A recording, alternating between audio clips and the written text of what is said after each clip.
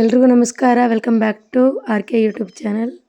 Okay, ಇವಾಗ ನಾವು ನಮ್ಮ ಸುತ್ತಮುತ್ತಿನ ಪರಿಸರ ಹೇಗಿದೆ ಅಂತ ತೋರಿಸ್ತೀವಿ ನೋಡ್ರಿ. ಸೊ ಇದು ನಮ್ಮ ಮನೆಯ ಮುಂದೆ ಮಾವಿನ ಹಣ್ಣು ಬಿಟ್ಟಿದೆಯಲ್ಲ, ಇದು ತೆಂಗಿನ ಮರ. ಸೊ ಇವಾಗ ದುಬೈಯಿಂದ ಬಂದು ನಾವು ಹಳ್ಳಿಲಿದ್ದೀವಲ್ಲ, ಈ ಪರಿಸರ ಹೇಗಿದೆ ಅಂತ ತೋರಿಸ್ತೀನಿ. ಇದು ಬಂದು ನಿಮ್ಗೆ ಗೊತ್ತಿರಬೇಕು, ನೇರಳೆ ಹಣ್ಣಿನ ಮರ. ಸೊ ಆಲ್ರೆಡಿ ನೋಡಿರಿ ನೀವು, ಸಣ್ಣ ಸಣ್ಣದಾಗಿ ಹಣ್ಣು ಬಿಟ್ಟಿದೆ. ಸೊ ಜಾಮೂನ್ ಅಂತಲೂ ಕರೀತಾರೆ, ನಾವು ನೀಲಕಾಯಿ ಅಂತ ಕರಿತೀವಿ. ಇದು ಬಂದು ಅಂಜೂರ ಹಣ್ಣಿನ ಗಿಡ. ಸೊ ಅಂಜೂರ ಹಣ್ಣು ನೋಡಿರಿ ಈ ಥರ ಬಿಟ್ಟಿರುತ್ತೆ.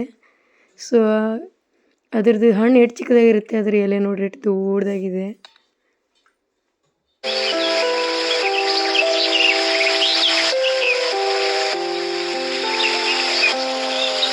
ಮಾವಿನ ಹಣ್ಣದಲ್ಲಿನ ಗಿಡದಲ್ಲಿರೋ ಕಾಯಿ ಏನು ಹೇಳೋಣ. ಇದು ಬಂದು ಸೀತಾಫಲ ಹಣ್ಣಿನ ಗಿಡ.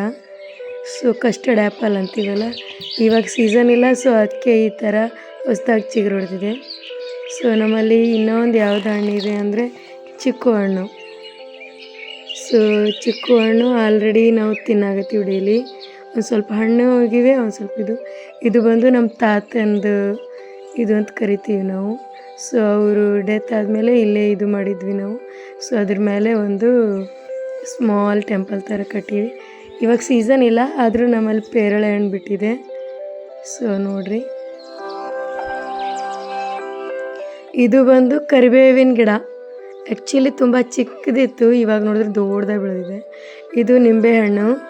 ಇವಾಗ ಬೇಸಿಗೆ ದಿನ ಅಲ್ವಾ, ಇವಾಗ ಜಾಸ್ತಿ ಬಿಟ್ಟಿದೆ. ಸೊ ತುಂಬ ನಿಂಬೆ ಹಣ್ಣುಗಳಿದೆ.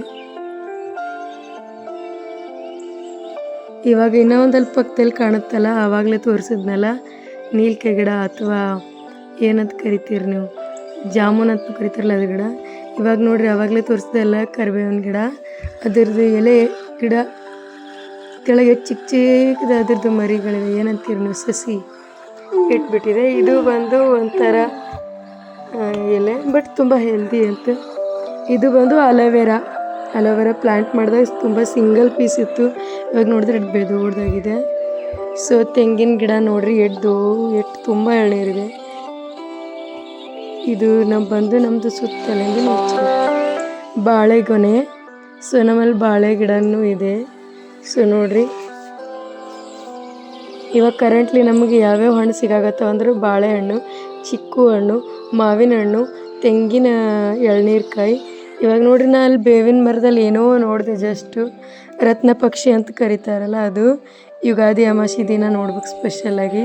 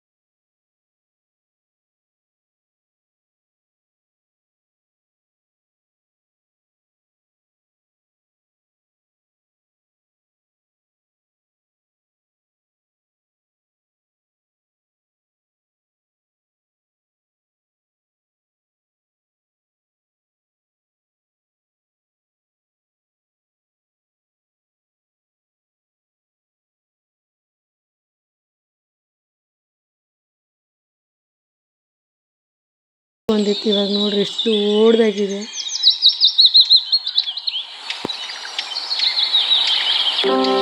ಇದು ಬಂದು ಒಂದೇ ಒಂದು ದಾಳಿಂಬೆ ಗಿಡ. ಮೊದಲು ದಾಳಿಂಬೆ ಫಾರ್ಮ್ ಇತ್ತಲ್ಲ ನಮ್ಮದು. ಸೊ ಇವಾಗ ಅದು ಇಲ್ಲ, ಒಂದೇ ಒಂದಿದೆ ನೋಡ್ರಿ. ಎಷ್ಟು ಚೆನ್ನಾಗಿ ರೆಡ್ ಕಲರ್ ಹೂ ಬಿಟ್ಟಿದೆ.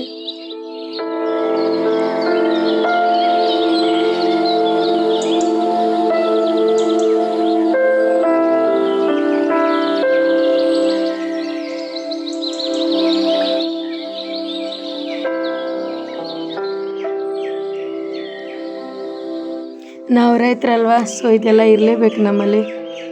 ಸೊ ರೈತರಿಗೆ ಏನೇನು ಬೇಕು ಅದೆಲ್ಲ ಸಾಮಾನು ಇಡೋಕ್ಕೆ ಇದೊಂದೊಂದು ಪಕ್ಕದಲ್ಲಿ ಸುಮ್ಮನೆ ಶೆಡ್ ಅಂತಾರಲ್ಲ ಆ ಥರ ಹಾಕಿವಿ.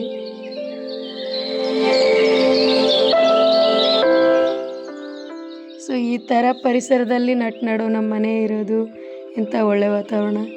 ಇದು ನೋಡ್ರಿ ನಾವು ಯಾವ ಕಡೆ ಹೋಗ್ತೀವಿ ಆ ಕಡೆ ಎಲ್ಲ ಫೋಕಸ್ ಮಾಡ್ಕೋತ CC ಕ್ಯಾಮ್ರಾ. ಇದ್ರದ್ದೇನು ಇದು ಟರ್ನ್ ಭಾಳ ಚೆನ್ನಾಗಾಗುತ್ತೆ. ಇದು ಬಿಗ್ ಬಾಸ್ ಮನೇಲಿ ಆಗ್ತಿತ್ತಲ್ಲ ಕ್ಯಾಮ್ರಾ ಸೇಮ್.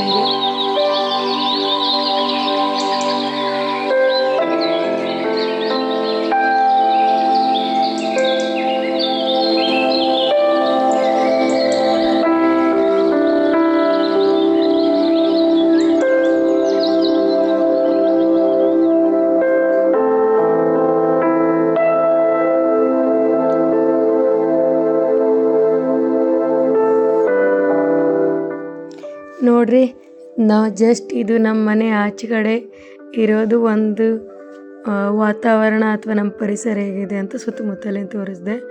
ಮನೆ ಒಳಗಡೆ ಏನೂ ತೋರಿಸಿಲ್ಲ. ಒಂದು ಸತಿ ಮನೆ ಟೂರ್ ಮಾಡ್ಬೇಕಂದ್ರೆ ಸಬ್ಸ್ಕ್ರೈಬ್ ಮಾಡಿರಿ. ನಂದು 1000 ಸಬ್ಸ್ಕ್ರೈಬರ್ ಆದರೆ ನಾನು ಡೆಫಿನೆಟಾಗಿ ಹೋಮ್ ಟೂರ್ ಮಾಡ್ತೀನಿ. ಅಲ್ಲಿವರೆಗೂ ಹೋಮ್ ಟೂರ್ ಮಾಡಿರೋದು ವಿಡಿಯೋ ನಾ ಹಾಕೋದಿಲ್ಲ. ಇದನ್ನು ಮಲ್ಲಿಗೆ ಹೂವಿನೇ, ಅದ್ರ ಬಳ್ಳಿ ಥರ ಇರುತ್ತೆ.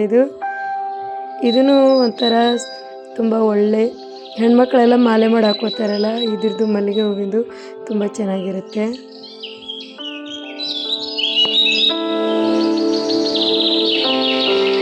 ಇದು ನೋಡ್ರಿ, ಮೇಲ್ ಬಾಲ್ಕನಿ ಅಂತ ಒಂದು ಶಾರ್ಟ್ ತೊಗೊಂಡಿನ ಯಾವ ಥರ ಕಾಣುತ್ತೆ ಅಂತ ಪಕ್ಕದಲ್ಲೆಲ್ಲ. ಸೊ ನೋಡ್ರಿ,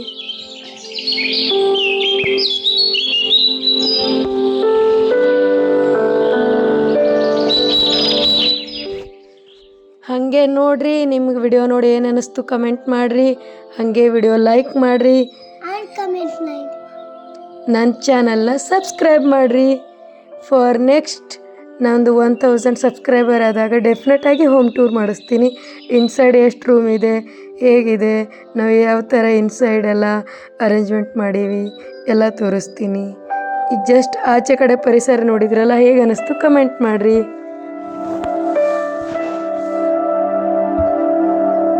ಹಾಗೆ ನನ್ನ ಎಲ್ಲ ಸಬ್ಸ್ಕ್ರೈಬರ್ಸ್, ನನ್ನ ಫ್ಯಾಮಿಲಿಗೆ ಧನ್ಯವಾದಗಳು. ಮತ್ತೆ ಮುಂದಿನ ವಿಡಿಯೋದಲ್ಲಿ ಸಿಗ್ತೀನಿ. Thank you so much. Enjoy the weather.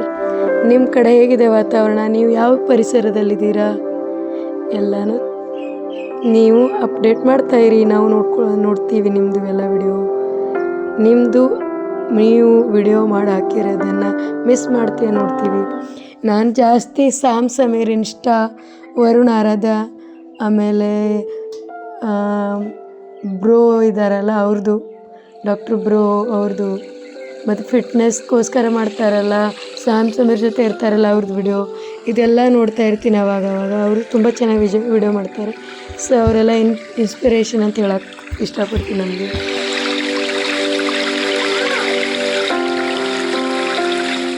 ಈ ಗಿಡದ ಆಚೆ ಸ್ಮಾಲ್ ಪ್ಲಾಂಟ್ ಥರ ಕಾಣುತ್ತಲ್ಲ ಹಿಂದೆ ಎಲ್ಲ, ಸೊ ಅದು ಬಂದೆಲ್ಲ ಶುಗರ್ ಕೇನ್ ಇದೆ ಫಾರ್ಮದು.